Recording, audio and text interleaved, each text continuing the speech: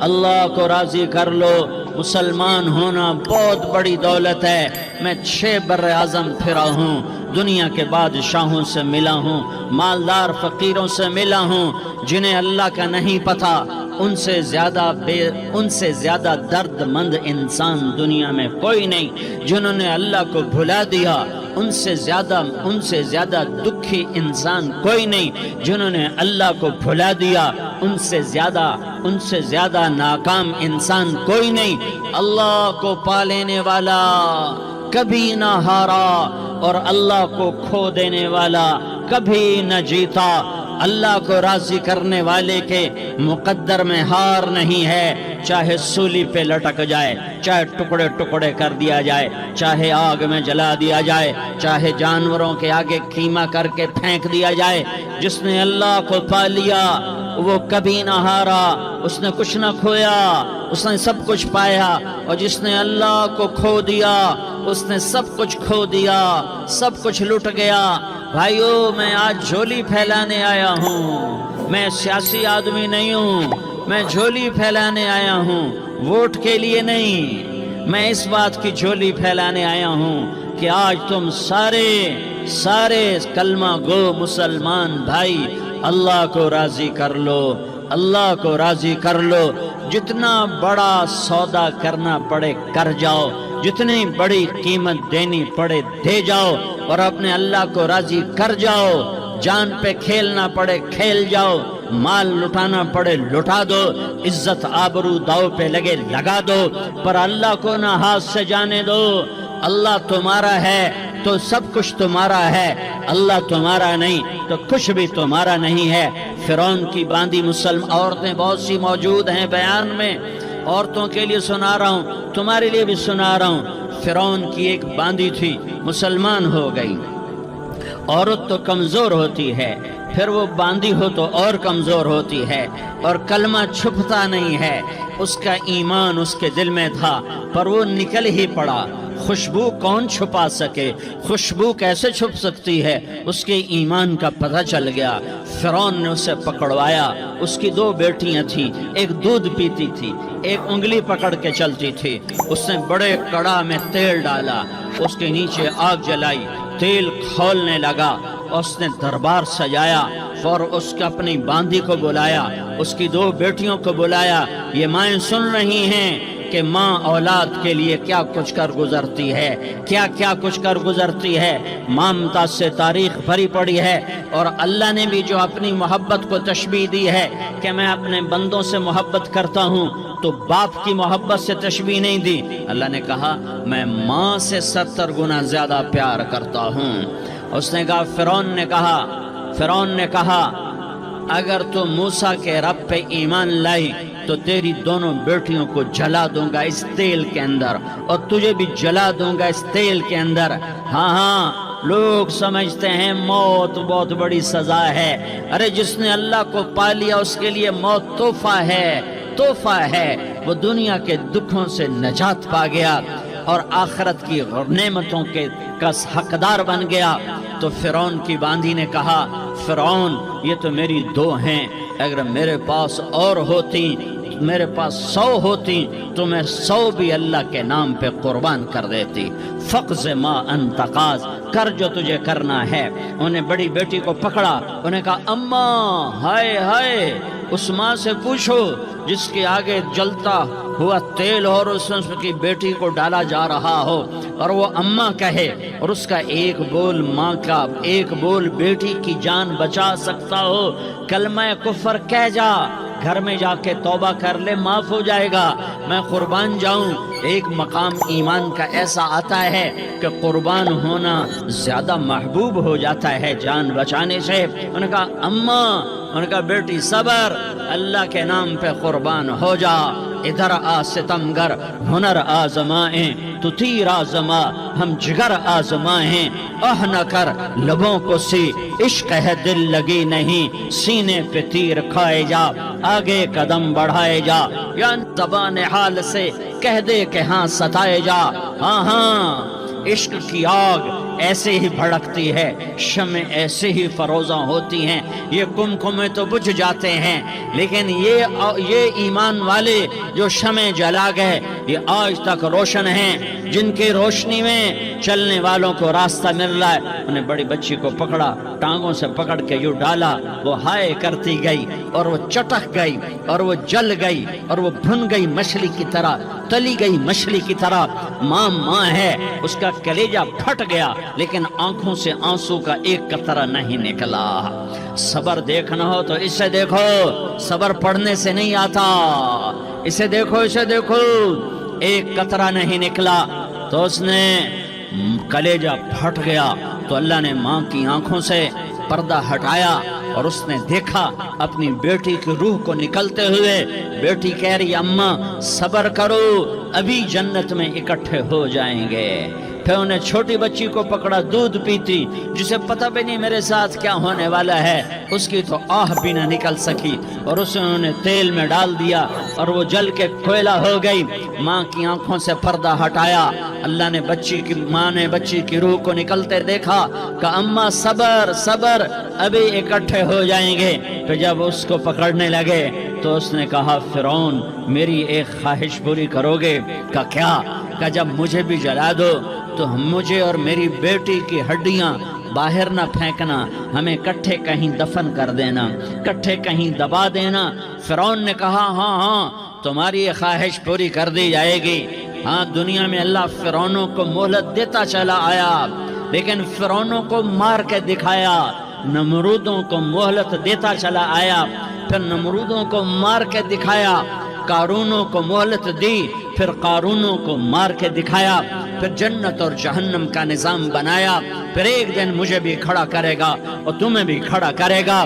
پھر ایک طبقہ جنت کا حقدار بنے گا، ایک طبقہ آگ کا حقدار بنے گا۔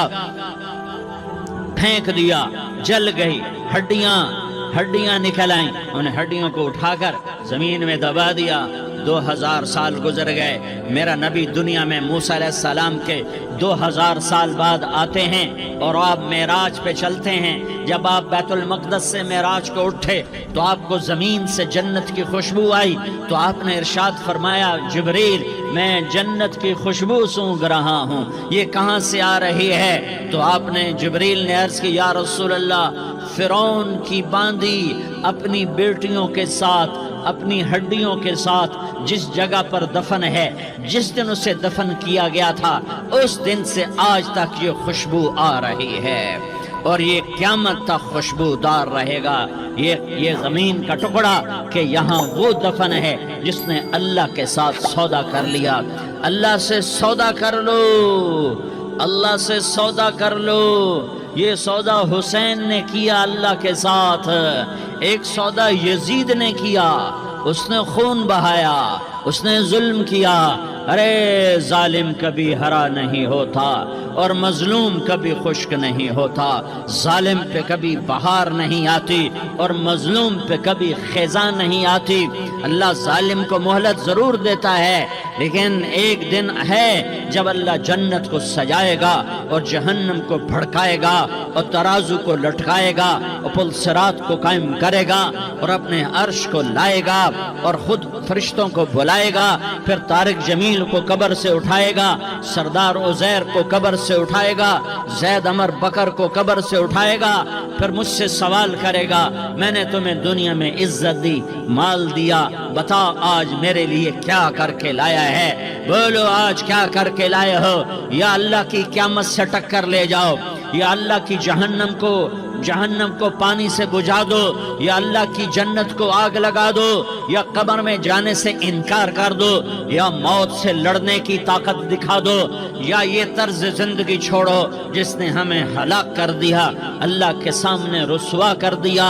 موت ہے، جنت ہے، جہنم ہے، آخرت ہے، اللہ ہے، رسالت ہے، محمد مصطفیٰ کی ہستی ہے جو تمہارے لیے پس گیا، لٹ گیا، دان توڑوائے، خون ہوا جاؤ جاؤ چلو میرے ساتھ، میں تمہیں طائف کے پہاڑوں میں لے جاؤں اور میں تمہیں وہاں کھڑ کے سوال کروں، کاش طائف کے پہاڑوں کی زبان ہوتی تو وہ سب سے پہلے ہمیں تمہیں لان تان کرتا، ارے تمہیں شرم نہ آئی کہ تمہارا نبی تمہارے لیے خون و خون ہو گیا۔ اس کے 2 دفعہ آسمان کے فرشتے روئے ہیں، 2 دفعہ آسمان کے فرشتے روئے ہیں۔ ایک 4000 سال پہلے جب ابراہیم بوڑھا باپ 96 سال کی عمر اور 6 سال کا بچہ، اور حکم دیا جا رہا ہے دشمن کے گلے پہ چھری چلانا تو بڑا آسان ہے کہ انسان جب وحشی بن جاتا ہے، جانور بن جاتا ہے، سانپ بن جاتا ہے تو اسے ڈسنے میں کوئی آر نہیں ہوتا، اسے کاٹنے میں کوئی آر نہیں ہوتا، لیکن سامنے تو اسماعیل کھڑا ہے، 86 سال کی عمر میں بیٹا ملا اور باپ 92-94 سال کا بوڑھا ہو گیا، اور میرا رب کہتا ہے ابراہیم اسماعیل کی گردن پہ چھری چلا دے، میں دیکھنا چاہتا ہوں تو میرا ہے یا اسماعیل کا ہے، تیرے دل میں میں ہوں یا اسماعیل ہے؟ کہ میرے رب ہزاروں اسماعیل تجھ پہ قربان کر دوں۔ چھری اٹھائی، فلسطین سے چلے اور پہنچے مکہ مکرمہ، بیوی سے کہا بچے کو تیار کرا دو، سیر کرانے لے جا رہا ہوں، بچے کو تیار کرایا۔